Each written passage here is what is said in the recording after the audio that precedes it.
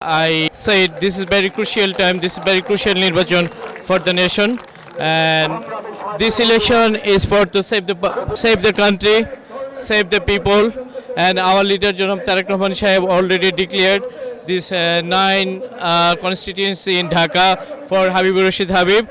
Habib is my school friend. We started politics in 1990 together, and now I live in abroad. Very long time I was in president, 73 ward in 1990. At the time, Habib was my friend, and we worked together.